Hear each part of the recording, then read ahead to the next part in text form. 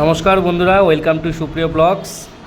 আজকে ডিউটির পরে চলে গেছিলাম রায়গঞ্জে বাড়িতে। গিয়ে বন্ধুরা মিলে একটু হঠাৎ করে পিকনিকের আয়োজন হলো। এটা রায়গঞ্জ মোহনবাটি বাজারে এক দাদার চিকেনের দোকান, সেখানে আমরা চিকেন কিনতে গিয়েছিলাম। খুব ভালো চিকেন দেয় দাদা, যা বলবা সেই পিসই চিকেন দেওয়া হয়। দাদাকে যা বলেছি সেই পিসগুলো মন মতো দিয়েছে। চিকেন কাটছে, দেখো খুব সুন্দর চিকেন কাটে। দাদা গল্প করছিল আমাদের সাথে, বলছিল আমার এটা কি ব্লগে আসবে? গেলাম হ্যাঁ, নতুন করেছি, আসবে। এরপরে বাড়িতে চলে এলাম। এই যে তুলাই পাঞ্জি চাল নিয়েছিলাম, রায়গঞ্জের বিখ্যাত তুলাই পাঞ্জি চাল। ভাই পেঁয়াজ কাটছে, এটা আমার বন্ধু, দেখাচ্ছি দেখো ছবিগুলো। সৌরভ কাজ করে আসলো, হাঁপিয়ে গেছে বেচারা। সৌরভ দেখছে, খুঁজছে কি করা যায়। এই বন্ধু আমার প্রচণ্ড ব্যস্ত, অফিসিয়াল কাজ নিয়ে ব্যস্ত, পিকনিকের মাঝখানেও অফিসের কাজ করছে।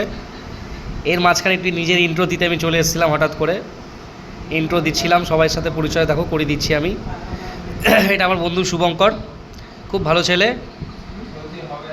এটা সৌরভ ভাই, মাঠে একসাথে দৌড়াতাম একসময়। এটা আমার নিজের পিসির ছেলে সোমনাথ মিত্র, মেন রাঁধুনি আজকে। আর এটা আমি সুপ্রিয় দাস। সবার ইন্ট্রো দিচ্ছিলাম, বলছিলাম এই মজা একটু, এতদিন পর বাড়িতে আসলে সবার সাথে আজকে রিইউনিয়ন।